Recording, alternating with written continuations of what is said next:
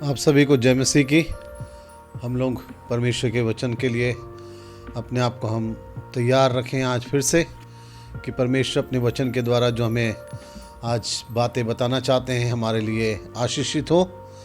और हम इन वचनों के द्वारा जो रोज़ सुन रहे हैं, सच में हम अपने परमेश्वर के प्रेम को, उसकी दया को, उसके अनुग्रह को हम समझ सकें कि परमेश्वर कितना दयालु है, परमेश्वर कितना अनुग्रहकारी परमेश्वर है। और वो हमें हर दिन नया दिन जो दिखाते हैं वो इसलिए कि हमें एक मौका देते हैं, एक अवसर देते हैं कि हम अपने जीवन के अंदर परमेश्वर को मौका दें काम करने का, हम परमेश्वर को अवसर दें कि वो हमारे जीवन को बदल दे। बाइबल के अंदर ऐसे बहुत सारे लोग हमें मिलते हैं जिनके जीवन के अंदर जब हमने देखा परमेश्वर की उपस्थिति आई या वो परमेश्वर की उपस्थिति में गए तो उनका जीवन पहले जैसा नहीं रहा, बदल गया। और आज हमारे लिए यही सबसे बड़ी आशीषित बात है कि जब हम प्रभु की संगति में आते हैं, उसके समीप आते हैं, तो हम पहले जैसे नहीं रहते, हमारा जीवन जो है वो बदल जाता है। आज हम ऐसे ही एक व्यक्ति के बारे में सुनना चाहते हैं नए नियम में से, मत्ती रचित सुसमाचार उसका 8 अध्याय और उसके पहले 4 वचन। यहाँ प्रभु यीशु मसीह की मुलाकात एक कोढ़ी व्यक्ति से होती है जो अपने कोढ़ की वजह से एक समस्या का सामना कर रहा था, एक मुश्किल का, एक निराशा का। और उसके जीवन में वो था, कोढ़ की वजह से वो लोगों के द्वारा ठुकरा दिया गया था, लोगों के द्वारा वो दूर कर दिया गया था और वो व्यक्ति बहुत अकेलेपन में था। आज हो सकता है कि शायद हमें ये कोढ़ की बीमारी तो नहीं, लेकिन हमारे जीवन के अंदर कुछ ऐसी चीज़ें हैं जिसकी वजह से हम ठुकरा दिए गए हैं या हम दूर कर दिए गए और अब हम अकेलेपन का शिकार हो चुके हैं। वो शायद हमारे जीवन की कोई भी बातें हो सकती हैं, हमारे जीवन की बुराई या पाप, हमारे जीवन की कोई भी कमी हो सकती है कि हम ठुकरा दिए गए जिसकी वजह से, और आज हम अकेलेपन के शिकार हो रखे हैं। लेकिन आज ऐसे व्यक्तियों के लिए प्रभु यीशु मसीह में एक उम्मीद है कि हमारा प्रभु हमें दोबारा से उस योग्य बना सकता है कि हम लोगों के नज़दीक आ सकें या लोग हमारे नज़दीक आ सकें। हमारे जीवन की बुराई और पाप ना केवल हमें परमेश्वर से अलग करती है, बल्कि हमारे जीवन की बुराई और पाप हमें आपस में भी एक दूसरे से अलग कर देती है। परंतु जब परमेश्वर की दया हमारे ऊपर होती है, प्रभु अपना प्रेम हमारे ऊपर प्रकट करते हैं, तो हमें वो दोबारा वो जीवन जीने का अवसर देते हैं कि हम परमेश्वर के भी नज़दीक आ सकें और लोगों के भी हम नज़दीक आ सकें। हम लोग यहाँ पे देखते हैं, जब हम 8 अध्याय मत्ती रचित सुसमाचार 1 से 4 वचन में पढ़ते हैं, तो यहाँ पे एक कोढ़ी की मुलाकात प्रभु यीशु मसीह के साथ हुई। कुछ चीज़ें इसके जीवन में हम देखते हैं। सबसे पहली चीज़ जो हमें 2 वचन के अंदर पढ़ने के लिए मिलता है, जब हम पढ़ेंगे इसमें, तो हम जब परमेश्वर के वचन को पढ़ते हैं मत्ती उसका 8 अध्याय के अंदर, तो हमें पढ़ने के लिए प्रभु के वचन से स्पष्ट मिलता है कि वो एक ऐसी स्थिति में था जिसमें वो पूरी तरीके से अपने आप को असहाय महसूस कर रहा था, पूरी तरीके से वो असहाय था। और हम इस चीज़ को देख सकते हैं कि जब हम पढ़ते हैं परमेश्वर के वचन में, तो इसमें लिखा है इस तरीके से, और एक कोढ़ी ने पास आकर उसे प्रणाम किया और कहा, हे प्रभु, यदि तू चाहे तो मुझे शुद्ध कर सकता है। यहाँ पे एक कोढ़ी की मुलाकात जो है वो प्रभु यीशु मसीह से हुई है और उसने अपने आप को बिल्कुल जो प्रकट करा वो करा है, असहाय और अलग किया वो व्यक्ति, वो प्रभु यीशु मसीह के पास आए। यहाँ पे जो बात हमें समझ में आती है, हमारे जीवन की कमी की वजह से, हमारे जीवन की बुराई या पाप की वजह से या कोई बीमारी के कारण से लोग हमसे दूर हो सकते हैं, लेकिन हमारे लिए ऐसे टाइम में भी, ऐसे समय में भी मौका है कि हम प्रभु के पास आ सकते हैं, क्योंकि वो हमसे किसी प्रकार की घृणा नहीं करता, वो किसी प्रकार की हमसे नफरत नहीं करता, वो हमें अपने से दूर नहीं करना चाहता। ऐसे व्यक्ति को बहुत मौका है कि वो प्रभु के पास आ सकता है। ये कोढ़ी किसी आम व्यक्ति के पास नहीं जा सकता था अपने कोढ़ की बीमारी की वजह से, लेकिन इसके लिए एक रास्ता खुला हुआ था, ये प्रभु यीशु मसीह के पास आ सकता था। आज आपके जीवन के अंदर हो सकता है कि ऐसा अकेलापन हो, और कोई कारण हो, कोई बुराई या पाप या बीमारी हो जिसकी वजह से आज आप लोगों के बीच में नहीं जा सकते, आप लोगों के पास नहीं जा सकते, लेकिन आपके लिए मौका है। ऐसे समय में आप प्रभु के पास आ सकते। ये व्यक्ति असहाय था, ये किसी के पास नहीं जा सकता था, लेकिन इसने मौका देख के ये प्रभु के पास आया है। ये बहुत ही अंदर से टूटा हुआ व्यक्ति था, ये अपने आप में बहुत असहाय था, निर्बल था, लेकिन इसने अपना अंदर एक साहस, एक हिम्मत को जुटा के इसने अपने आप को प्रभु के पास आने के लिए इसने तैयार किया और ये प्रभु के पास आ गया। आज हर एक ऐसे व्यक्ति के लिए अवसर है कि आप प्रभु के पास आ सकते हैं जो ठुकराए हुए, जो निराश हैं, जिनको लोगों ने अपने से दूर कर दिया, पर आप प्रभु के पास आ सकते हैं अपने मन की चिंता लेके, अपने मन का बोझ लेके। ये जब प्रभु के पास आया, अपने मन में एक चीज लेके आया है, और वो क्या था? हम दूसरी बात देखते हैं। प्रभु के पास ये फालतू में नहीं आया है, ये प्रभु के पास आया है तो कोई अपने मन का बोझ लेके आया है। और वो बोझ क्या था? हम अगर दोबारा से पढ़ते हैं दूसरा वचन तो उसमें लिखा है, यहाँ लिखा है, और एक कोढ़ी ने पास आकर उसे प्रणाम किया और कहा, हे प्रभु, यदि तू चाहे तो मुझे शुद्ध कर सकता है।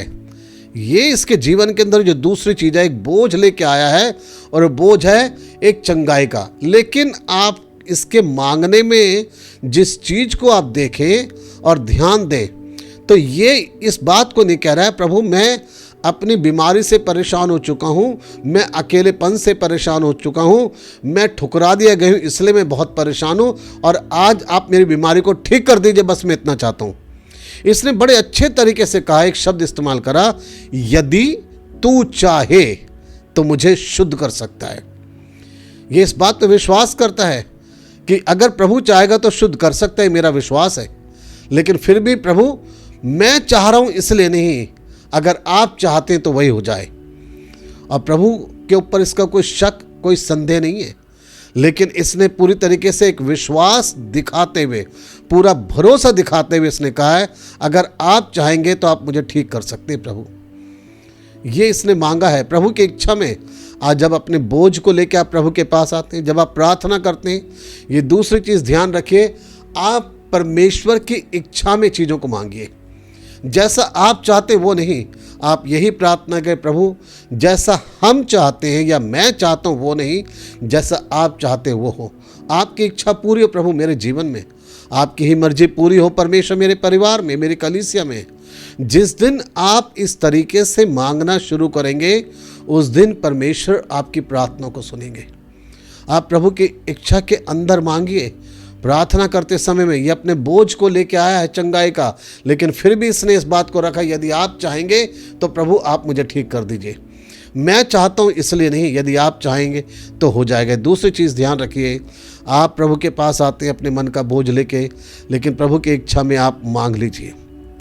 तीसरी चीज़, और वो ये है, जब आप प्रभु के पास आते हैं, वो आपको स्पर्श करना चाहता है, वो आपको छू लेना चाहता है। और जिसको प्रभु स्पर्श कर दे, जिसको प्रभु छू ले, उसकी ज़िंदगी फिर पहले जैसी नहीं रहती है, उसकी ज़िंदगी बदल जाती है। तीसरे वचन को जब हम पढ़ते हैं तो इसमें लिखा हुआ है इस तरीके से, तीसरे वचन में, यीशु ने हाथ बढ़ाकर उसे छुआ और कहा, मैं चाहता हूँ तू शुद्ध हो जा, और वह तुरंत कोढ़ से शुद्ध हो गया। ये है प्रभु यीशु मसीह का स्पर्श। यहाँ लिखा है प्रभु यीशु मसीह ने उसे छुआ, स्पर्श किया, और यीशु ने कहा, मैं चाहता हूँ कि तू शुद्ध हो जा, और तुरंत उसका कोढ़ जो है वो ठीक हो गया। प्रभु यीशु मसीह जब किसी को छूते हैं तो पहले जैसे नहीं रहते। आज आप यही प्रार्थना करें, मेरे परमेश्वर तू मुझे छू ले, तेरा आत्मा मुझे छू ले, ताकि जब वो हमें स्पर्श करे तो हम पहले जैसा ना रहे, हम बदल जाएं, हमारा हृदय बदल जाए, हमारा जीवन बदल जाए, हमारा मन बदल जाए, हमारे सोच विचार बदल जाएं। जिसे प्रभु छुएगा वो बदल जाएगा। प्रभु से कहें, प्रभु आप मुझे छू लीजिए, पवित्र आत्मा आप मुझे छू लीजिए, ताकि मेरा जीवन बदल जाए। और यहाँ पे जब यीशु ने उसको छुआ है, उसकी ज़िंदगी पहले जैसी नहीं रही और वो बदल गई। प्रभु यीशु मसीह का स्पर्श करना आपको बदल सकता है। प्रभु यीशु मसीह का छूना आपको परिवर्तित कर सकता है। आप बहुत कुछ जीवन में करते रहें, आप नहीं बदलेंगे, लेकिन जिस दिन यीशु छू लेगा उस दिन आप बदल जाएंगे। उस दिन आप बदल जाएंगे, क्योंकि प्रभु का छूना आपको बदल देता है। यहाँ इस व्यक्ति को प्रभु यीशु मसीह ने जब छुआ तो प्रभु यीशु मसीह के छूने से यह बदल गया। प्रभु यीशु मसीह ने इससे घृणा नहीं करी कि एक कोढ़ है, इसको बीमारी में क्यों छूऊं। याद रखिए, प्रभु आपसे घृणा नहीं करते, वो आपसे प्रेम करते हैं और वो आपको चंगा करना चाहते हैं। वो आपको आपकी तकलीफ़ से, बीमारी से, निराशाओं, चिंताओं से बाहर निकाल लेना चाहते हैं। वो आपको छू लेना चाहते हैं। चौथी और अंतिम चीज़, और वो ये है, जब आपके जीवन के अंदर परमेश्वर के द्वारा कुछ बदलाव आता है तो परमेश्वर प्रभु यीशु मसीह ये चाहते हैं कि आप व्यवस्था का पालन भी करें। प्रभु यीशु मसीह ये नहीं चाहते कि अगर बस आपका जीवन बदल गया, अब बाकी चीज़ें आपके लिए कोई मायने नहीं रखती। प्रभु यीशु मसीह यहाँ पे इस बात को बताना चाहते हैं, तुझे गवाह बन जाने की ज़रूरत है और तुझे व्यवस्था का पालन करने की ज़रूरत है। अगर हम 4 वचन को पढ़ें तो देखिए प्रभु यीशु मसीह ने इसको क्या आदेश दिया। यीशु ने उससे कहा, देख किसी से ना कहना, परंतु जाकर अपने आप को याजक को दिखा और जो चढ़ावा मूसा ने ठहराया है उसे चढ़ा, ताकि उनके लिए गवाही हो। प्रभु यीशु मसीह चाहते हैं कि ये एक गवाह बने और ये व्यवस्था का पालन करे। यीशु मसीह ने कहा, जाके जो मूसा ने ठहराया है उसके अनुसार तू चढ़ावा चढ़ा। ये चढ़ावा चढ़ाने के लिए प्रभु यीशु मसीह ने इसलिए बोला क्योंकि अभी तक प्रभु यीशु मसीह क्रूस पे नहीं चढ़ाए गए, लेकिन जिस दिन प्रभु यीशु मसीह क्रूस के ऊपर चढ़ा दिए गए, उस दिन के बाद से अब मुझे कोई चढ़ावा चढ़ाने की ज़रूरत नहीं है। मुझे केवल कहना है, प्रभु धन्यवाद, आपने मेरे लिए अपना बलिदान दे दिया, आप बलि बन गए प्रभु मेरे लिए। मैं धन्यवाद देता हूँ, आपके मारे जाने से मैं बच गया हूँ। लेकिन जब तक प्रभु यीशु मसीह क्रूस पे नहीं चढ़ाए गए थे, तब तक प्रभु यीशु मसीह चाहते थे वो व्यवस्था का पालन करें। आज हमें भी प्रभु चाहते हैं जो परमेश्वर के वचन में बातें लिखा है हम उनको पूरा करें। हम कई बार चंगाई पाने के बाद, कई बार हम आशीषों को पाने के बाद हम परमेश्वर के नियमों को भुला देते हैं। हम परमेश्वर के नियमों को भूल जाते हैं जब आशीषें मिल जाती हैं। लेकिन परमेश्वर प्रभु यीशु मसीह यहाँ में बताना चाहते हैं, यदि जीवन में तुमने आशीष को पाया, प्रभु के स्पर्श से तुम्हारी ज़िंदगी बदल गई, तो अब तुम्हें गवाह बनने की ज़रूरत है और नियम का पालन करना है। कितने ही लोग आज ऐसे जिन्हें परमेश्वर ने बड़ी बड़ी आशीष दी है, जीवन में प्रार्थनाओं को सुना है, लेकिन जब उनको परमेश्वर ने आशीष दे दी, परमेश्वर की बातों को भूल गए, नियम को भूल गए। क्या है नियम मेरे जीवन के लिए, क्या प्रभु ने मेरे लिए बनाए दिन, उन सब को भुला दिया है। रविवार का दिन आराधना का दिन होता है, प्रभु के भवन में जाएं, आराधना करें, स्तुति करें। लेकिन कितने ही लोग हैं जो अपने घरों में पड़े रहते हैं, अपने घरों में पड़े रहते हैं। वो जाते तक भी नहीं, प्रभु की आराधना भी नहीं करते, भूल गए और उसको याद भी नहीं करते। प्रभु ये नहीं चाहते कि आप उसको भुला दें। उसकी आशीष को पाने के बाद आप उसके प्रति जिम्मेवार बने, आप उसके गवाह बने। यदि आपके जीवन में कुछ काम प्रभु ने किया है तो आप उसके गवाह बने, उसकी गवाही दें, ताकि दूसरे लोग भी विश्वास कर सकें। याद रखें, प्रभु आपको प्रेम करते हैं। शायद आप अपने बीमारियों के वजह से, अपने पाप की वजह से, अपनी बुराई की वजह से आप लोगों के पास नहीं जा सकते क्योंकि आप ठुकरा दिए गए। लेकिन एक रास्ता, एक दरवाज़ा आपके लिए खुला है और वो दरवाज़ा है प्रभु यीशु मसीह। आप उसके पास आ सकते हैं। यीशु मसीह ने कहा, द्वार मैं हूँ, जो मेरे द्वारा भीतर प्रवेश करेगा वो चारा पाएगा। प्रभु यीशु मसीह हमारे लिए द्वार बन गए, वो द्वार हैं। आप यीशु के पास आ सकते हैं, अपने मन का बोझ, चिंता लेके आप प्रभु के पास आ सकते हैं, जैसे वो कोढ़ी आया। और प्रभु आपको स्पर्श करेंगे और आपकी ज़िंदगी बदल जाएगी। अगर आपकी ज़िंदगी बदल गई, प्रभु चाहते हैं आप गवाह बने, आप लोगों के लिए गवाह हो जाएं कि कैसे आपके जीवन के अंदर प्रभु ने बड़ा अद्भुत काम किया है। परमेश्वर इस वचन के द्वारा आपको बहुत ऐसे आशीष दे और प्रभु आपको हिम्मत दे। आप लोगों के द्वारा ठुकराए गए हैं, दूर किए गए हैं, लेकिन आज आपके लिए रास्ता खुला। आप प्रभु के पास आ जाएं अपने मन के बोझ और चिंता को लेके, क्योंकि वो आपको प्रेम करता है। परमेश्वर आपको आशीष दे। आइए हम लोग प्रार्थना करें। हमारे परमेश्वर, हम आपको धन्यवाद देते हैं कि आप हमसे प्रेम करते हैं।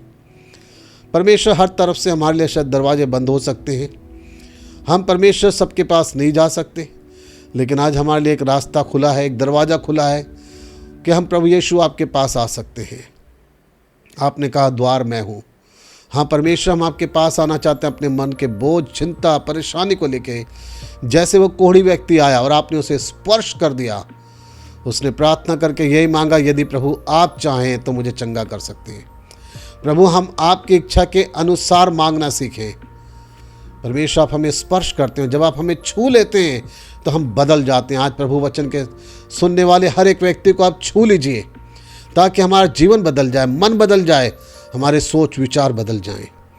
परमेश्वर सहायता करें, हम लोगों के लिए गवाह बन जाएं, हम आपके गवाह बन जाएं, ताकि परमेश्वर दूसरे भी हमारी गवाही को सुनकर विश्वास करने वाले बन सके। वचन के सुनने वाले सभी लोगों को आशीष दें। प्रार्थना प्रभु यीशु के नाम से मांगते हैं, आमीन। परमेश्वर आप सभी को बहुत ऐसे आशीष दे इस वचन के द्वारा। आज का दिन आपके लिए बहुत आशीष में रहे, आमीन।